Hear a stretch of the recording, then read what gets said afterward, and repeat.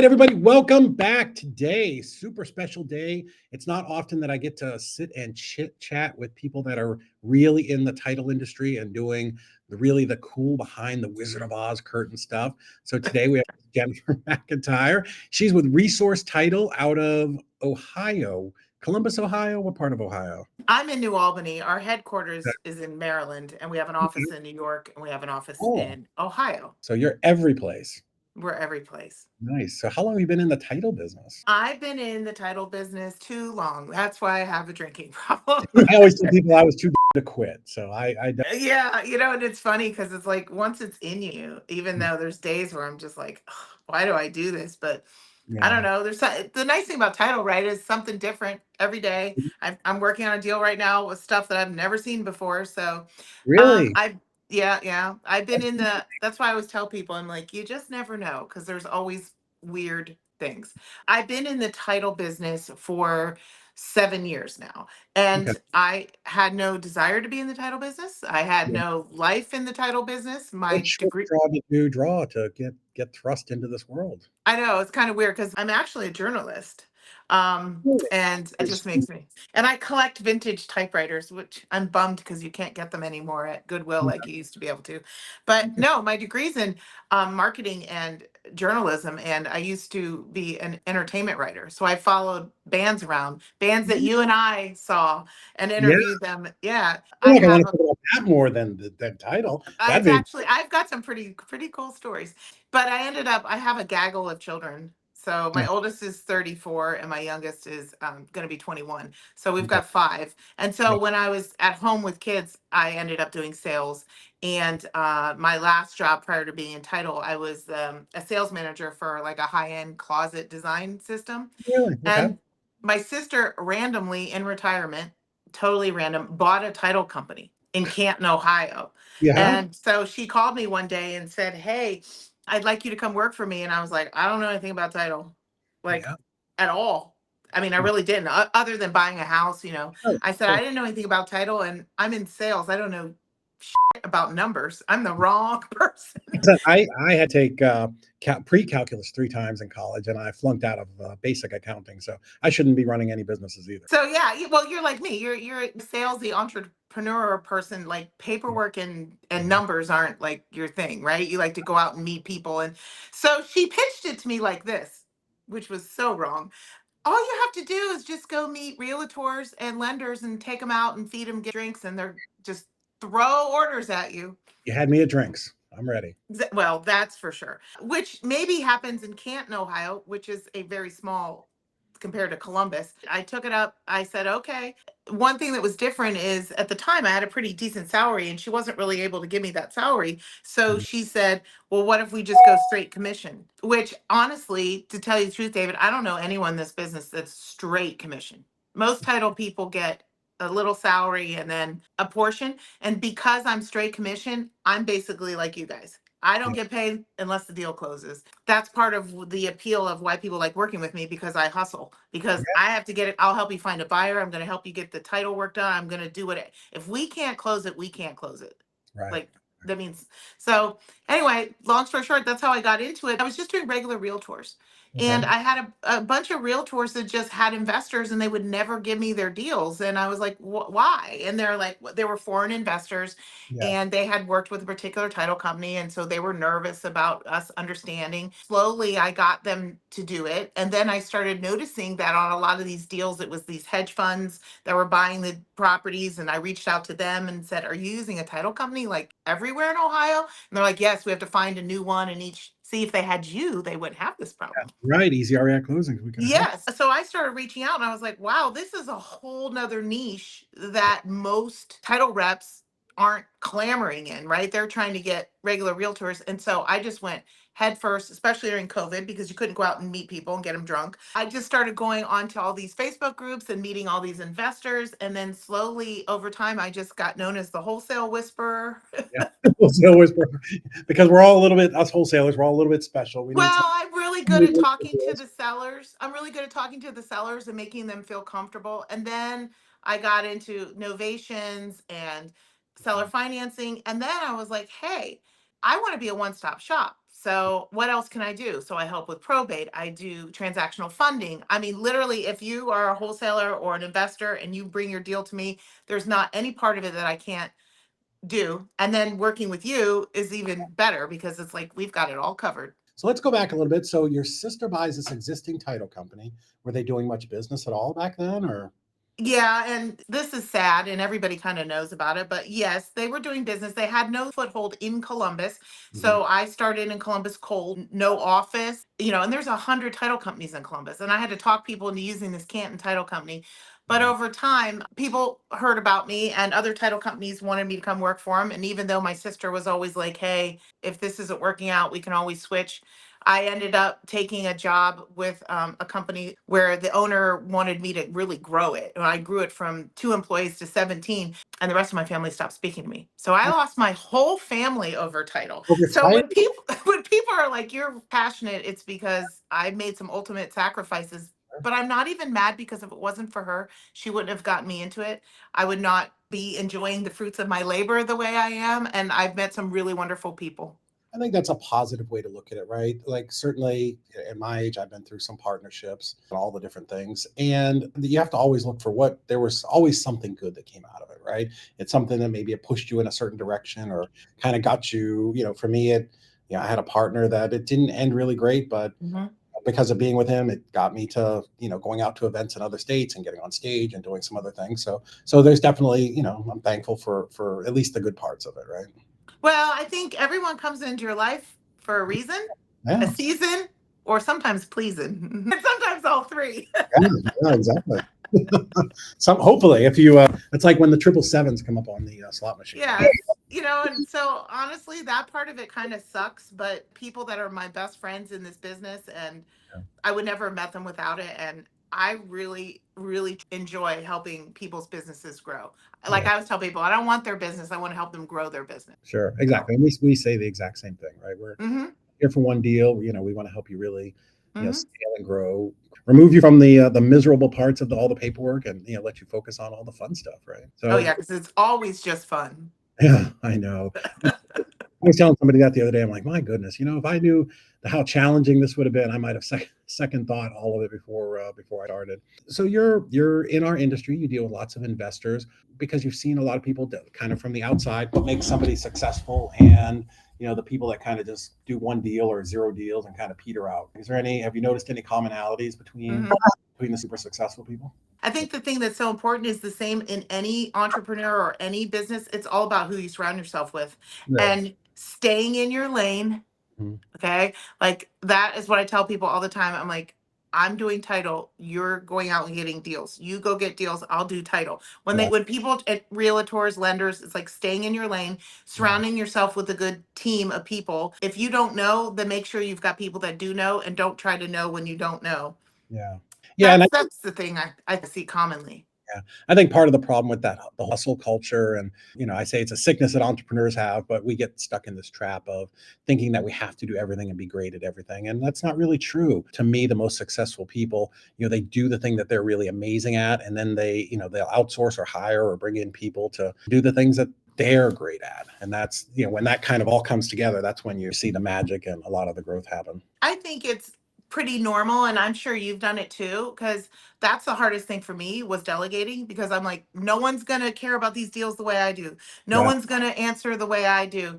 That was probably the hardest part for me as I started to really scale. So I had to surround myself with a really good team and be confident, but that really still today is a daily struggle for me because I want to be the person to make sure it's done Well, correctly. It's hard, but you're not going to get a return on investment on yourself, because I should not be doing paperwork, and I should not be the escrow officer, and I shouldn't be looking at the numbers all day, because what I'm good at is meeting the people and yeah, bringing in the business. And if I'm spending time doing that, then I'm not going to build those relationships. So I think we all kind of go through that's the hardest part, is being able to sure. relinquish a little control. I was speaking in Houston a couple weeks ago, and that was actually how I started my talk. Was raise your hand if you'd like to hear why my company didn't really grow as fast as it should have the first 5 or 6 years. And that was exactly it. I don't need to hire a VA. I can do it better. Why is it Mhm. not worth wasting the time? Or I don't need to have a property manager for these properties. I can just do it cheaper and I can do it better. And because I'm so smart. I think maybe where that comes from is from people, and most of the really rich people that I know bootstrap their way up. Like they started with absolutely nothing. So you come from that where you have to, I think maybe in your mind, you feel like you have to protect everything, right? And you have to be your person with a, sort of a finger in all of the different pies. But I 100% went through that and fought with, even my brother at the time who worked with me, who wanted to hire a bunch of VAs. I'm like, no, man, that's dumb. We can just do it. Mm-hmm. We don't have to hire somebody else to do mailing. We'll just go home at night and put stamps on 5,000 postcards. It'll be fine. We can do it ourselves, which is crazy. So, Well, that's why I always tell people it's a branding too, because one thing that's been really nice is I've been with a couple title companies, but even to this day, if somebody's on Facebook, right, on an investor group, and they're like, "Hey, who's an investor friendly title company?" yeah. They'll see people list title companies, but they Mhm. never list mine. They always say Jennifer McIntyre. Right. And at first, it was like weird to me. And then my husband's like, no, that's actually a good thing, Jennifer. He's like, because that means you have branded you. You are your own brand that, heck, even if I was that piece of shit title company, which would be a great name for one, Yeah.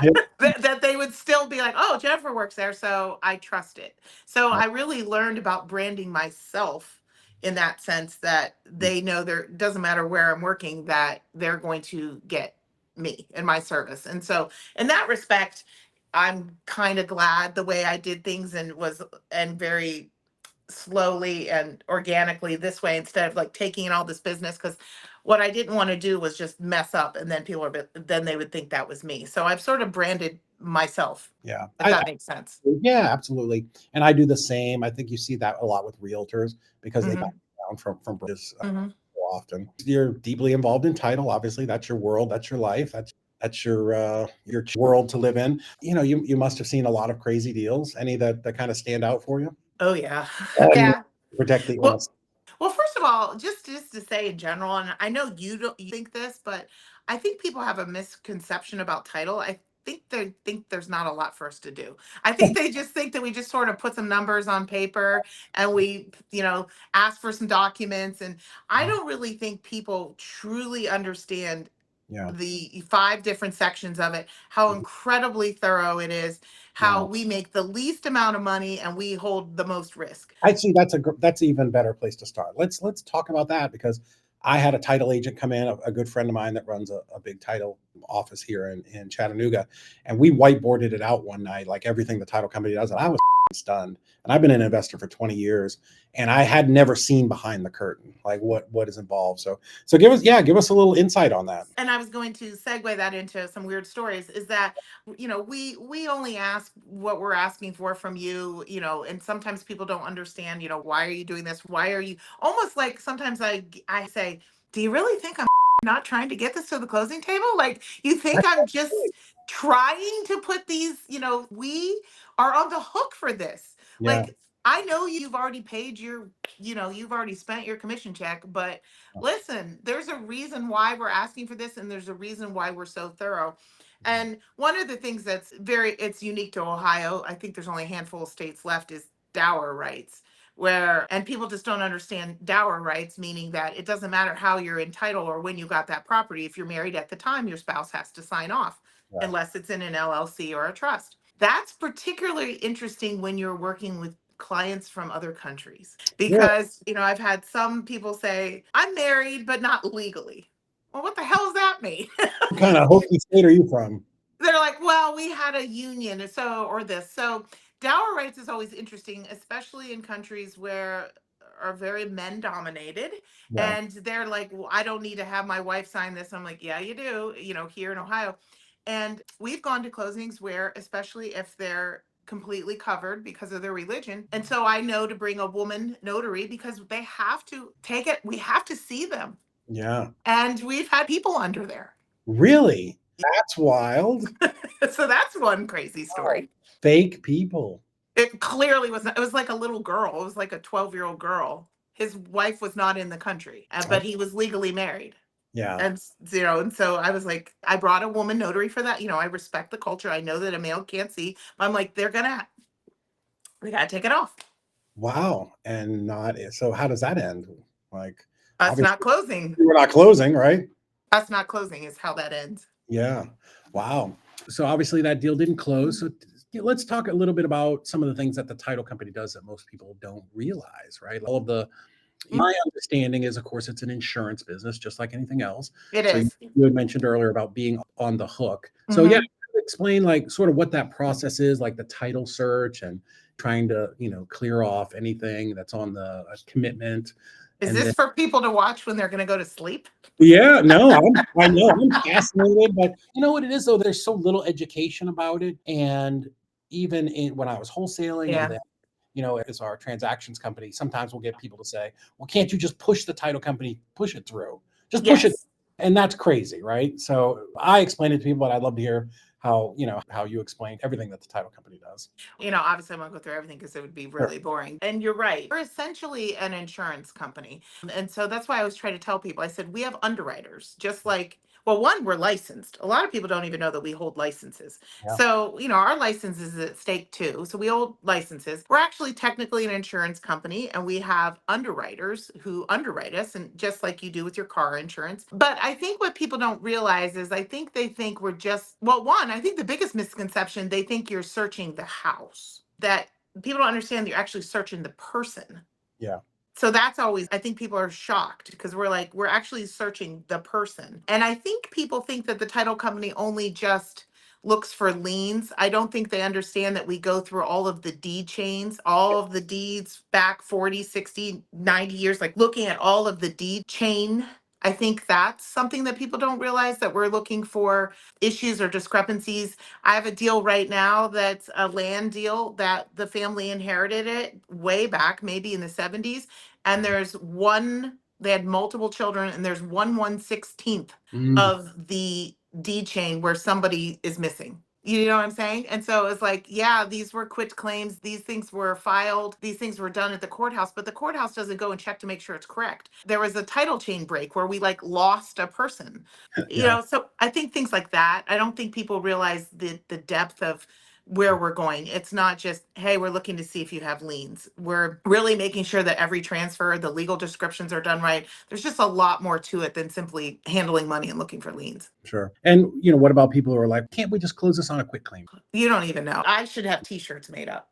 Do not do quit claim. If you learn anything from this right now, do not do a quit claim deed without having a title search and insurance. Yeah. It's pretty We worthless. have one right now, $1.5 million federal tax lien that this Oh, guy now has from a quit claim. hope he didn't Because pay. people don't realize that when you quit claim something without a title search and without insurance, you're inheriting whatever's on that chain of title. Sure, sure.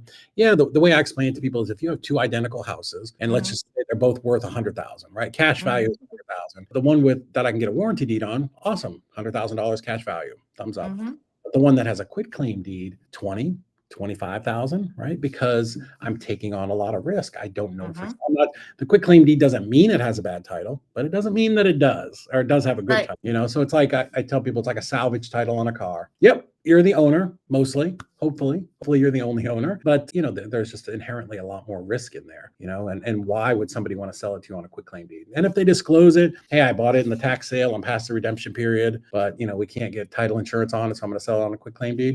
And Yeah. if you're willing to take that risk on, but the lower the quality of the deed, the less you should be paying. Yes. Have that shirt made up.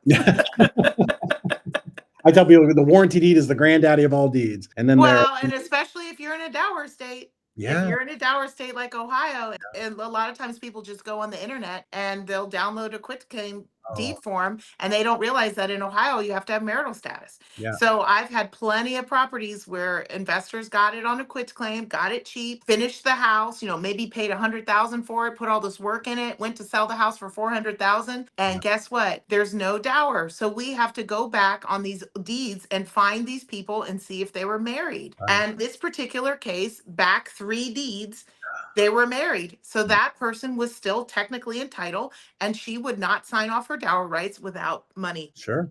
Oh my goodness. So how much did he have to give her? She was like, I want half. She's a Oh, woman. She was like, I want half. They wow. settled, but it was a hard lesson for him to learn. And I said, the sad part is he had told me he was going to do it. And I gave him the advice, do not do that. Run a Yeah, title search. It's not that expensive. And the insurance isn't that expensive. Like, you're just going to be so glad you did. But, yeah.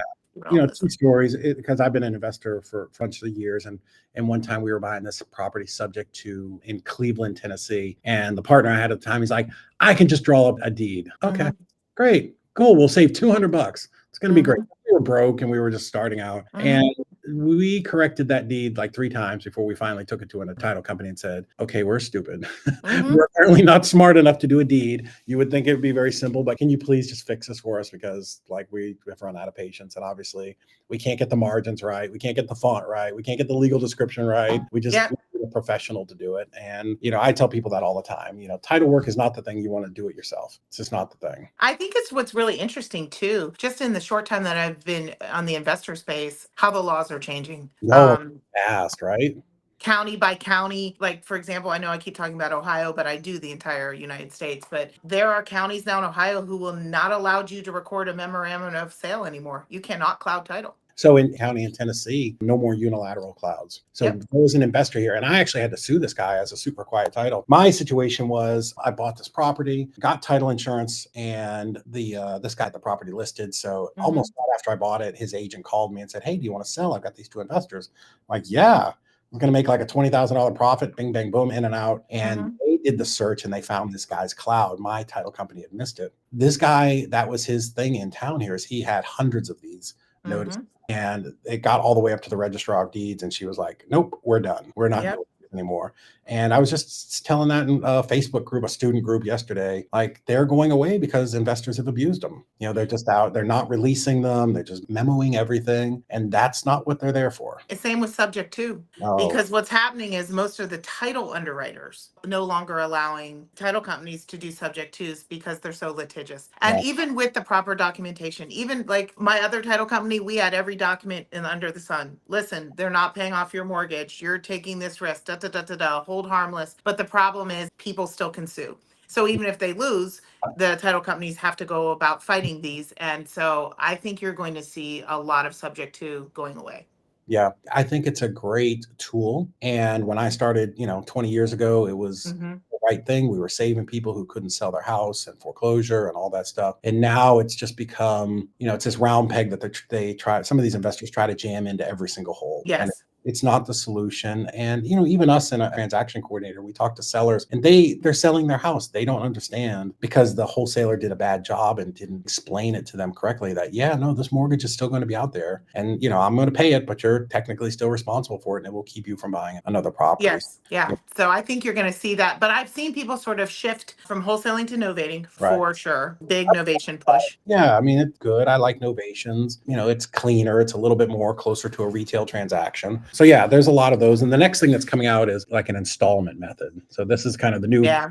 Have you heard of that? That's the next novations. Yes. I mean, nothing new under the sun, right? All this stuff has been Well, the problem is, and this is what I try to tell people, is like somebody in California puts out a podcast saying that this is the greatest way to do it, but it's not applicable to a law in Ohio or a Tennessee or Florida or a county or a thing. So that's where sometimes it's a little challenging because these new things come out and it might work there, but it's not going to work here yeah. or it needs to be tweaked. Right. And every solution isn't for every possible deal that comes out, right? Yeah. Good investors have an array of things that they can do because that's our job as wholesalers and investors, right? Is to hopefully Yeah.